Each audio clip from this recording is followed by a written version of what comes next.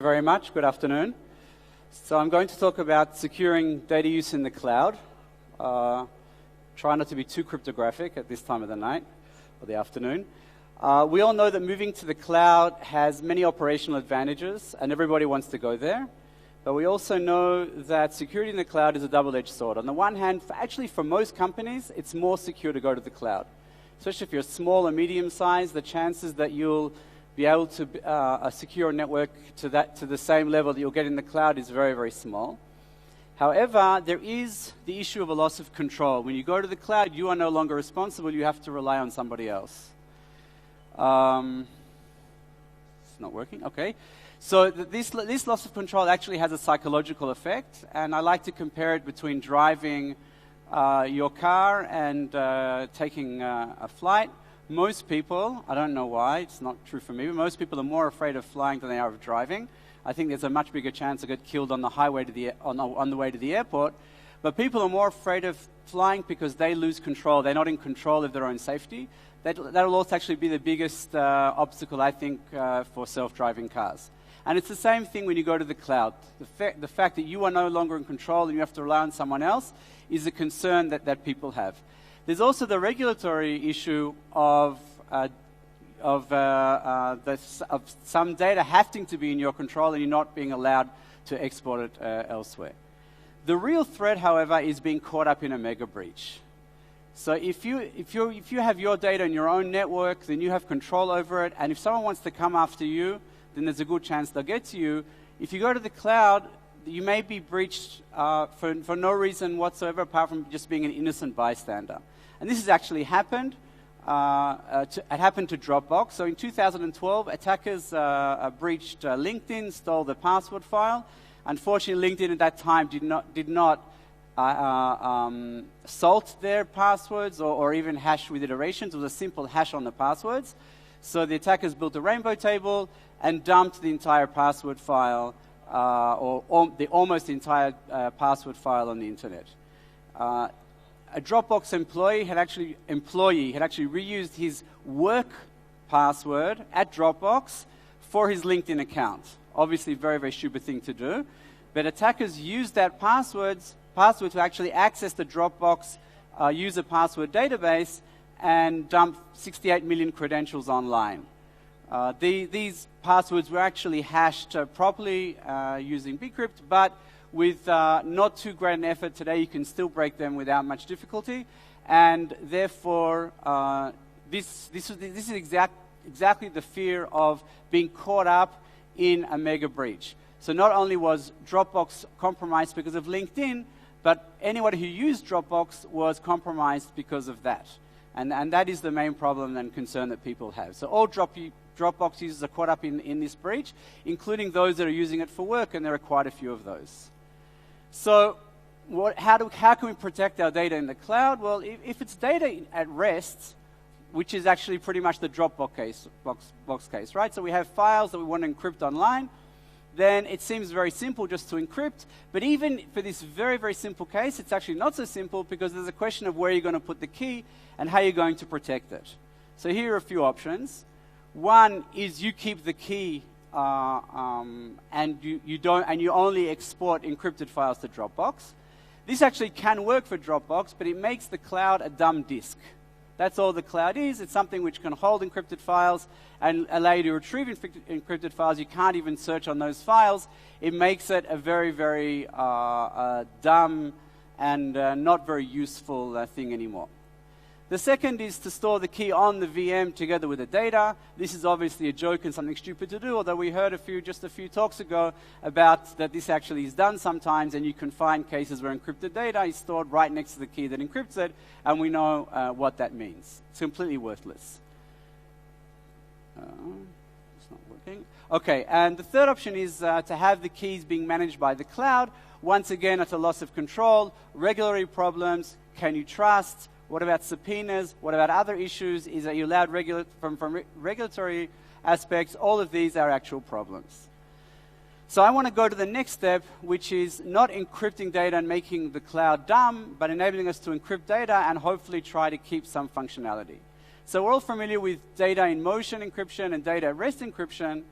but we want to utilize the power of cloud computing, and therefore we don't want to use either of them. We don't want to use just data at rest encryption. So I want to talk about a new paradigm, which is encrypting data in use. So the data is encrypted by the client, possibly at a proxy, uploaded to the cloud, and the cloud then can carry out computations on that data while it remains encrypted without the cloud ever knowing the key. And therefore, even if the cloud is breached, they should not be whoever breaches the cloud or the cloud provider should not be able to learn any information. And then the client can retrieve the data after the computation and decrypt. That's what we would very much like to have. There are two actually very, very different settings that consider this type of functionality. The first, on the left, is that of is one where we don't even touch or change the cloud provider at all. So as far as we're concerned, or as the cloud provider is concerned, they operate in exactly the same way on the encrypted data and on the plain data. This is obviously very, very attractive. On the right-hand side, though, we can think about a modified cloud service where the cloud does actually know it's encrypted and therefore will behave in a different way to operate on that encrypted data.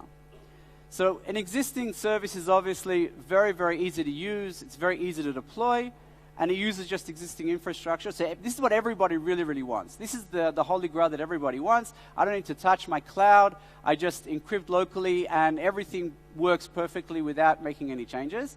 However, it has severe disadvantages in that it limits what can be done. And we'll focus quite a lot about the severe inherent limitations of this model. In the second model, where we modify the cloud, we have the advantage of more flexibility. Now I can encrypt and have special instructions that allow the cloud to operate on encrypted data. And this obviously has a disadvantage that now you need the cloud provider to cooperate. They have to change their code, they have to change their service, and deployment is a much, much more difficult task. So let's talk about the first setting initially. We're not changing the cloud service at all. And the first obvious thing to do is to just encrypt deterministically. Let's think about, all we're talking about for now is just searching for keyword search. We want to retrieve all the files that have a certain keyword or all the emails that have a certain keyword. If we decrypt each term deterministically, then we're just replacing each keyword with another keyword. It may not look like a keyword, but it's just a simple replacement and substitution, so search still works. Technically, you can apply what we call a pseudorandom permutation. I'm not going to go into the details of how you do this efficiently, but this can be done without any problem. So search is maintained and everything is fine. There are a couple of things that are important to note. First, partial word search functionality is completely broken. When we search in our email, if I want to use this for Office 365, when we search in our email, then we start typing the word and we expect to start retrieving hits on that search. Especially if the word is long, this is something which is very important to us. If you try to implement partial word search with deterministic encryption, then everything becomes completely useless because you're essentially encrypting each character separately, and that's a substitution cipher which is even more crap than this, as I'll show later on. The second thing which is important to note is that the output of a deterministic encryption scheme does not necessarily have an appropriate format anymore. So let's think about a database service that knows that a certain record has to be a credit card number and another one has to be an address, a phone number, date of birth, and so on and so forth. If we try to encrypt using AES or a standard block cipher, it may be deterministic, but the format will be broken. We can actually solve this problem. It's called format preserving encryption, and it can be done efficiently, and you can actually replace random credit card numbers with other random credit card numbers and still keep the format perfectly, even if there are checksums. But that's not my focus today. I want to talk about the security aspects and not the functionality aspects. It's just worthwhile noting that this can actually be done. Okay, so let's assume for now that we use deterministic encryption and it's perfect deterministic encryption. This means that absolutely nothing is revealed except when the same term is encrypted twice. And that's the only piece of information that I need to now carry out attacks on this scheme. So it's absolutely perfect. Just assume the only flaw is that when you see when the same word is encrypted twice, it's encrypted to the same thing. That is actually inherent when you're using deterministic encryption. So is this good enough? One answer that people often say, well, if it's the best possible, then it has to be good enough. Okay? And my answer to that is that, well, actually the best possible depends on the model. So if you come along and give me a constraint and say, okay, I need to encrypt to the cloud, and I cannot change the service on the cloud, then what's the best way to encrypt? Then my answer will be deterministic encryption. But if the next question is should we be using such a solution in the cloud? That's a completely different question. And we don't have to use a solution that doesn't require changing the cloud. It's easier. It's easier to deploy. It's faster. It's less costly. It doesn't mean it's the right thing to do. And we also don't even have to recommend going to the cloud for all types of data and without understanding the security aspects enough. And I want to stress that a lot of people say, no, it's okay. I understand that deterministic encryption is weak. I understand that I'm not getting all the guarantees of standard encryption, but it's better than nothing. Well, you know what? It's not always true that it's better than nothing. Sometimes more security is actually less security, because people have the understanding that, yes, we are now encrypting to the cloud. Therefore, it's okay to move sensitive data to the cloud that otherwise maybe we wouldn't have moved that data. Or maybe we can reduce other controls. Maybe it's not that important to have some other state-of-the-art protections because we're actually encrypting, so what's the problem? So more security can be less security, and it's not necessarily a good idea to say it's fine because we're just adding another layer of security if you don't really understand exactly what you're getting and not getting. So let's try and analyze this a little bit more in depth. The same word is encrypted to the same ciphertext word every time. So obviously we can gather statistics about the frequency of different terms as they appear in the original text. That's something that we can always do. Now, because natural language has a very specific distribution, if you encrypt all words using deterministic encryption, then you can actually learn a lot about the text just by doing a standard statistical analysis about the frequency of terms. It doesn't mean that you can't use this at all. One classic example where deterministic encryption works very well is when you're encrypting unique values, like a key attribute in a database that will appear only once. It may be someone's ID number, maybe a credit card number, but if that appears only once in the database, then it's definitely fine to use deterministic encryption. It's important to note, though, that it doesn't mean that credit card numbers are always fine to encrypt using this way. If you have, for example, a database of transactions, and for each transaction, you have the transaction name, its type, etc., and the credit card that was used to carry out that transaction, then if you use deterministic encryption, it's now possible to have a look and see exactly what one specific person bought, or actually any person. You can bunch the transactions together and see who bought what. And if you have some partial information about what I bought on a certain day, you can now, by looking at the encrypted database, learn everything else that I bought as well. And that's specifically the problem with these things. Okay, so here's a stupid example. Here's a database with 4 items, a health database with illness, and this is the way it looks when it's encrypted. So obviously, if you have auxiliary information about the fact that I have diabetes, which I don't, by the way, but if you had that auxiliary information, then you would know automatically that Mike Jones also has diabetes.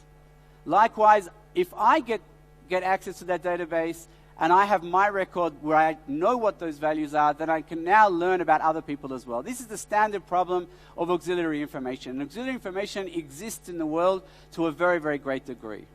So let's look at a real-life example. If you all remember, a couple of years ago, Adobe was hacked, and their password file was dumped on the internet. For some very, very strange reason, Adobe didn't hash their passwords. Instead, they used DES, or something to that effect, deterministic encryption. It was even because it's DES, so if you had a long password, it would be split into 2 different parts. And here are some of the examples. To make things worse, you had password hints that are in the clear. Now, what this means, if you look at the first bunch of 3 passwords, you know that all of these people have exactly the same password. Okay, but the first person said exactly what, well, they all said, so they're all stupid. But the first person said that their password is 1 through 6, and now we know that the other ones are also 1 through 6. Okay, so if you look at the second bunch, one person just said numbers. They just said numbers, you don't know what their password is just by looking at their password hint, but the next person said it's 1 through 8. So now we all know that the first one is also numbers. And of course, there's the guy who thought that saying rhymes with the ass word hides what the password is. Yeah, so that's the funniest one there. But this is a real-life example of looking at deterministic encryption and looking at what it means to have auxiliary information. Let's look at something much, much more interesting now. So this is work from a paper that appeared last year at ACMCCS. They analyzed what would happen if you encrypted real health databases using deterministic encryption. And what they did is they said the following. There's this project called the Healthcare Cost and Utilization Project. It's a database that's generated every year based on hospital data from across the United States.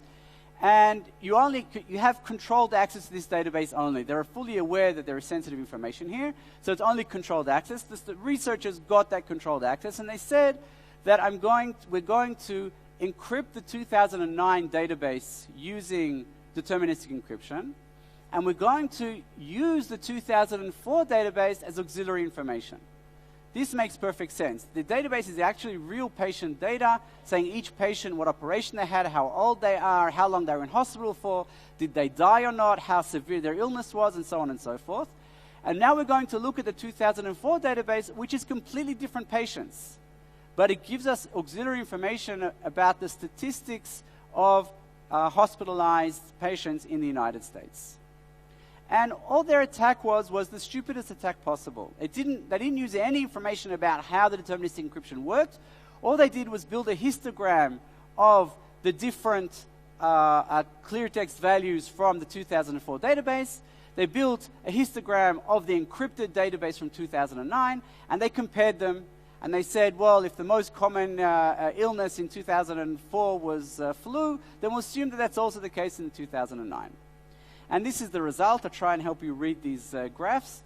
The graph on the left, or actually both graphs here are the cumulative fraction of records recovered. They're only talking about exact recovery, so they're only counting a success if they know 100% for sure exactly what the value was. Obviously, if they were allowing themselves to have a guess between two or something, the results would be even better. And these lines, basically, when you go from left to right, it tells you what percentage of records were recovered, and from the bottom up tells you what percentage of hospitals you managed to recover that amount of records. So you can see this purple line going down, which relates to the major diagnostic category. So that's the worst. That's their worst item. But you can see that, for example, in about 40% of hospitals, they could recover about a third of those items with 100% accuracy. Okay, so that's a lot of recovery, and that was their worst item. You have things like disease severity, which they did much better at. At 60% of the hospitals, they could get everything. Sex, mortality risk, patient died during hospitalization, and race, they could get almost all information all of the time. On the right-hand side, things like age, length of stay, primary payer, and so on and so forth, they managed to recover most records with very, very high accuracy. Even ones which look not so good here, so for example, the age, it doesn't look great, but you can still see that for 100% of the hospitals, they could recover 20% of the ages with 100% accuracy. Okay, that's a very, very significant breach. So if you're going to release a health database which is encrypted with deterministic encryption, then you should be aware that between 20% and 100% of all the values can be recovered with 100% accuracy. And if you're willing to allow some small error, then you'll get much, much more as well. So that's what deterministic encryption looks like in real life. I want to talk about another type of attack, which is what would happen if you try to use this in Office 365 email encryption. Okay? Then, and now I want to assume an attacker who has access to the encrypted database, but obviously not to the key. right? Because that's exactly the model. The key is at a proxy at the organization, and all the emails are encrypted as they go out and decrypted as they come in, and the database in the cloud knows nothing about the key, but obviously we're worried about an attacker who gets to that database. Now here's a really trivial attack, okay? The attacker simply sends an email with the keywords of interest to an employee in the organization. That email gets sent to the employee, is then encrypted at the proxy and sent out to the cloud, encrypted under the same key. The attacker can simply now look at the keywords that were encrypted. He knows what the email is, so he knows exactly what those terms are, and can search and completely decrypt all of those keywords in the entire database of that organization's email. Okay, this is a completely trivial attack, and there are many. By the way, there are a number of companies, a number of startups out there who this is what they're pushing. I think someone gave a statistic that last year or last few years, a couple of hundred of millions of dollars has been invested in startups who are doing these types of solutions. And what you have to understand is for applications like email, for example, it's completely worthless. Completely worthless. So it's a very, very easy attack to carry out. Okay, probably this clicker. Okay, let's move on now to the next topic, which is order-preserving encryption. Okay, so if things were bad beforehand, they're now just going to get a lot worse. So what's order-preserving encryption? It has the property that if you have two plain text values x and y, and x is less than y, then the encryption of x will actually also be less than the encryption of y. Okay, it sounds very strange. How is that possible for encryption? Encryption is supposed to somehow mix up the plain text, but it can actually be done, and in the following sense. The idea is that we take a relatively small domain of plain text, and we throw it randomly into a very, very large range. Now, the idea is that if the range is very, very big, then when you look at a single item, you actually won't know very much about the original plaintext value. So if 3 is mapped to 11, in this example, when I look at 11, maybe I'll have a reasonable guess that it's not 1 or 6, but I definitely won't be able to know if it's 2, 3, 4, or 5. And typically these schemes, the proposal is to throw the domain into really a massive range, and therefore you'll have very little information, or that's the intuition, you'll have very little information about the plaintext given the ciphertext.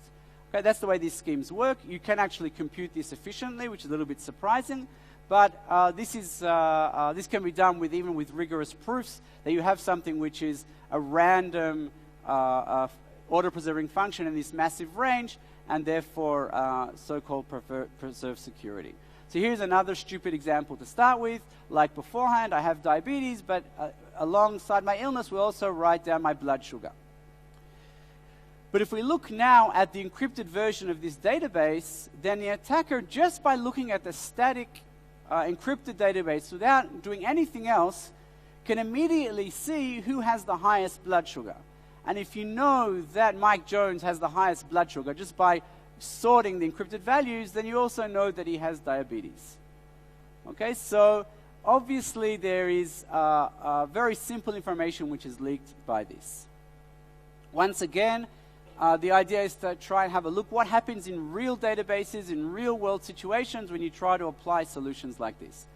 So exactly the same scenarios beforehand. We're talking about the same health database using 2004 as auxiliary information, 2009 as the encrypted database, and now we do exactly the same thing. We sort what the 2004 database and compare this to 2009 database.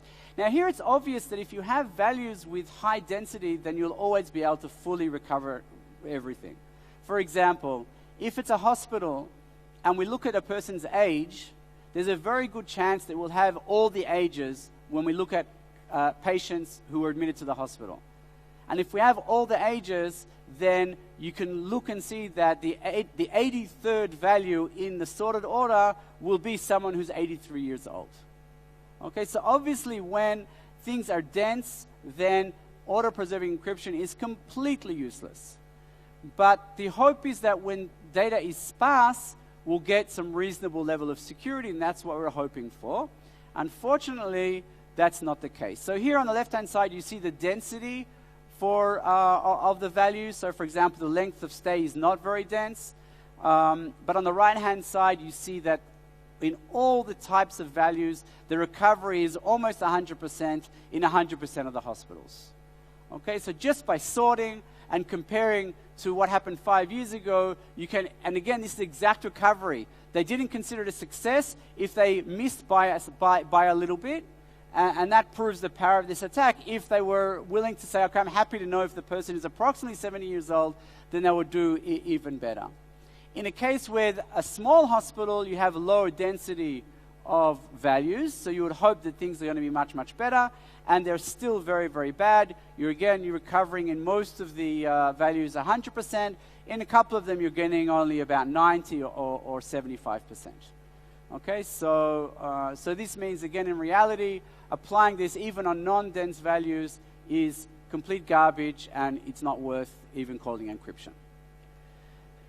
But I want to try and think about something else now, which is using this for location data. Why would I want to use this for location data? For two reasons. Firstly, location data is very sparse. If I look at just GPS coordinates, then this is very sparse data if I just take my GPS coordinates over time. And therefore, I could conjecture that order-preserving encryption could actually be useful in such a scenario. Another reason why I'd want to do this is because I'm not sure how many of you out there are aware of this, but location data is probably the most sensitive data you have. In fact, I think I would prefer someone to see my medical data than my location data. If I know your location data, I know where you live, obviously. I know where you work. I know who you meet with during the day. I know where you shop. I know who your friends are. I know when you have stops at night at some place for a couple of hours when you shouldn't. I know everything about you. I know what business meetings you have, and therefore also for purposes of industrial espionage, I know absolutely everything about you. I've actually, once I actually saw real location data, and it was very, very scary. So this is the database, a database of someone in Germany, a privacy advocate who demanded from his phone carrier to provide him all of his location data, because phone carriers have all of this. And he actually released it online because he wanted to show people how powerful it is. That's what you see at the top. And what these researchers did is they did something very simple. They encrypted these coordinates using order-preserving encryption. And now this is sparse data, and it's encrypted using order-preserving encryption, so it should actually mess things up. And all they did now was plot the data points, because you have X, Y coordinates. They plotted them and saw what came out. And what you see is that even for this very sparse data, it's very, very clear what the original, it's very, very close to the original. Now note that if I know this person lives in Germany, and I look at this right-hand side graph, and I know something about the road system in Germany, I can pretty much put this on just one single place. So even encrypting location data is really, really worthless, and this shows it very, very, very clearly. Here's another example. They took, there's a database of 20,000 intersections in California. They took a random sample of 2,000 and wanted to see what it looked like. This is what it looks like when you plot it. It's almost exactly the same, and they could pinpoint with very high accuracy which of the 2,000 intersections were actually encrypted, chosen and encrypted, even though it's order-preserving encryption. Likewise here they did a different attack where you look at the higher order bits. If you think about it, since I'm randomly throwing out into a database, I can actually look at the higher order bits and guess if I'm a small number or a large number, and this turns out to also be very, very effective. So here they don't know what part of the world you are, but it's very easy when you see that image and that form, you know that that's California, and therefore everything is once again revealed. Okay, so deterministic and format-preserving encryption are not secure. There are very specific use cases where it's okay, like unique values for tokenization or something like that. Otherwise, it should not be used at all. It should not be considered a reasonable measure of security.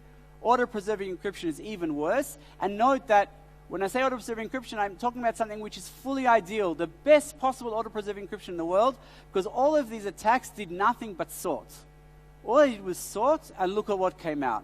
And they had such a high accuracy. So I would personally call these encodings rather than encryption. In fact, I would argue that they should not be used at all, except for the specific case of format-preserved encryption that I talked about.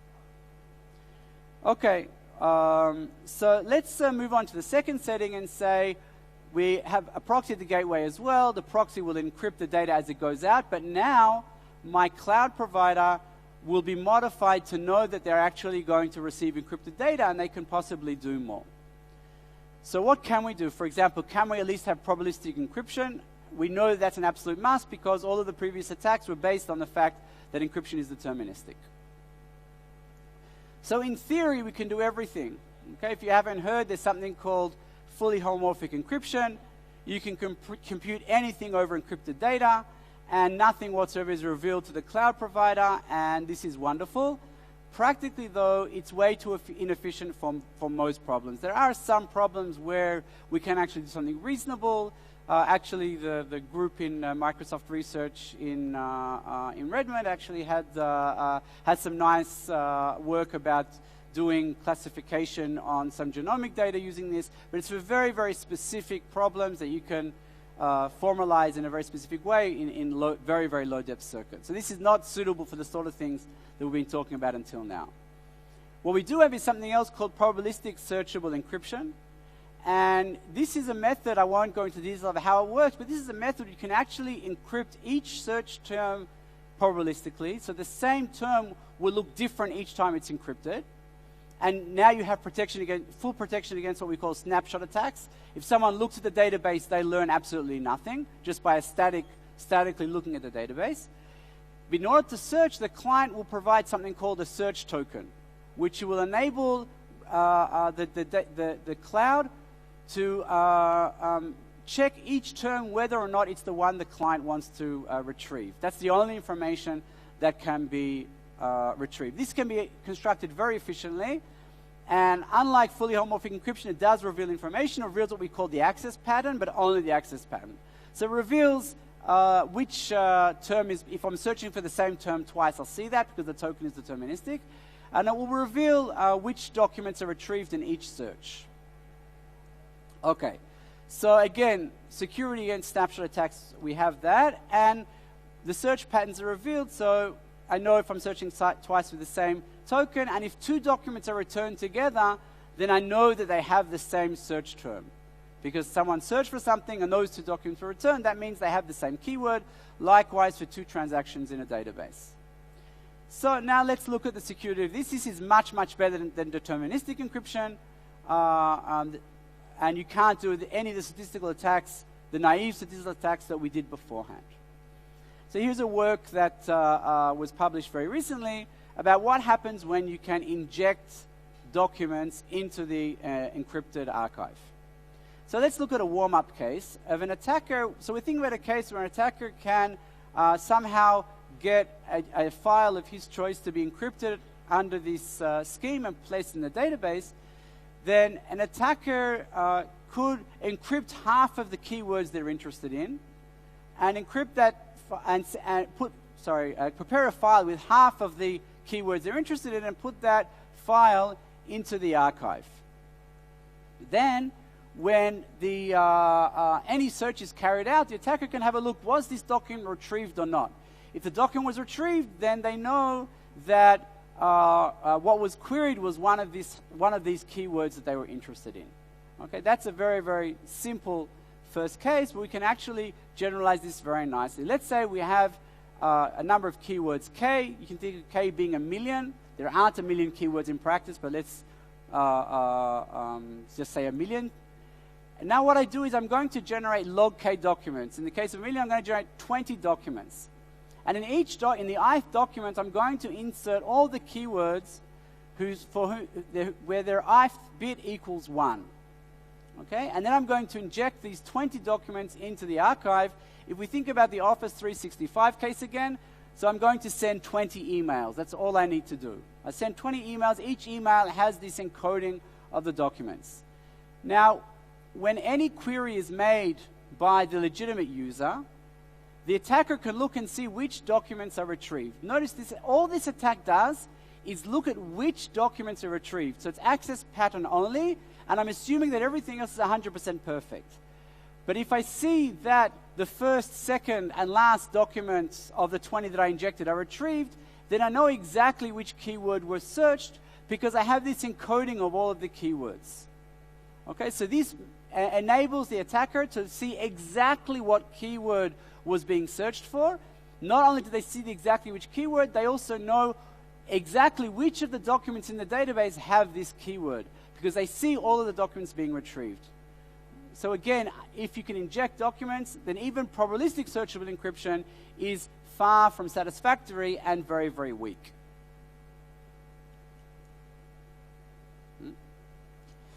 Okay, so some attempted countermeasures are to say, let's limit the number of keywords in any document. So we won't allow you to encrypt something which has so many keywords. Actually, the paper has a different attack which bypasses this, so that doesn't work. A second thing you can say was, let's do semantic filtering and check that the document being injected actually makes sense. But you know that you can almost write scientific papers automatically today. So you can easily generate text based on a set of keywords that makes perfect sense. So this also won't work. Probably make a lot more sense than half the emails that I get. And in conclusion, if file injection is possible, then even probabilistic searchable encryption is simply not satisfactory. When may be helpful? In a much more closed setting, like a database warehouse with authorized upload or something to that effect. For email, it's certainly not a reasonable option. Okay. Another thing that these researchers did is they also looked at what about a known plain text attack. So I know a few emails, and I want to look at everything else, and this is and I want to see how much I can retrieve from that. So they took the Enron email database, which is a massive database. I think it has over 1 million emails or something. And they took just 20 random emails and assumed that they know these emails in the plain text. And they looked at the access patterns again and saw what could they learn about other emails. They took a random email, and you can see here that they could actually learn almost all of the important terms in the email. So this is also very, very problematic. So the downside of probabilistic searchable encryption is that if you have chosen document attacks, you can completely break the scheme very easily. And even if you have just known document attacks, then they're also very effective. Finally, one of the big problems is that you have this very vague concept called access patterns, and people don't really know what that means. It's very hard to pinpoint, and so people have this false sense of security. Looking at what actually happens on real databases shows you that actually the level of security is much lower than thought. The upside, however, is that you do get full security against snapshot attacks, and these are still the easiest attacks to carry out. And also the attacks do require sophistication and power. You need, for example, have to run code on the server, and you need to be resident there for a long time in order to gather this information, because you can't just look and see. You have to wait and see what is retrieved all the time. In my opinion, this encryption method has been proposed for two types of threat models. One is where I don't trust the cloud provider. In this case, I don't think that it provides good enough security. Because if I don't trust the cloud provider, that means that I don't trust the information the cloud provider is learning from the access patterns. And they do reveal a lot of information. However, if my threat model is different and I don't want a curious administrator to be able to learn information, or I'm worried about a possible breach to the cloud provider or to some other server, and then typically hopefully it won't be a very, very long breach going over a very long amount of time, then maybe I'm getting a better level of security, but it's something which still requires further research. Another technology that can possibly be used to help is something called secure multi-party computation. This is something that's been studied since the 80s and basically enables different parties with distributed data to compute functions on the data without revealing anything but the output. That's all they reveal. Nothing about the input. It's a typo on the slide. Nothing about the input is revealed, only the output. It's actually become practical very recently, and we can compare DNA without revealing it. We can carry out cryptographic operations on keys that aren't found in any single place. We can verify biometrics without revealing the template. These are very nice things that we can do, and these are all practical with today's technology and multi-party computation. So one thing that we propose, and we've actually played around with this a little bit at Dyadic, is to try and get secure SQL for a very rich language amount of the SQL language by combining probabilistic searchable encryption and multi-party computation. So the idea is we take a database and we share it in random shares over 2 servers so that no administrator to any single server can see anything about the data. It's fully secure against a snapshot attack. And then the way this would work is that the first thing to do is to filter by unencrypted values if you have that. If, for example, if you don't consider the date of a transaction to be confidential, then you can just simply have that unencrypted and you can just filter that immediately. The next thing you do is you filter all the where equals clauses using probabilistic searchable encryption. This reveals access patterns like probabilistic searchable encryption, but no more. And my aim now here is to get a richer functionality, not just search for equals, but also to enable everything that SQL gives you, comparisons, joins, grouping, group by, and so on and so forth.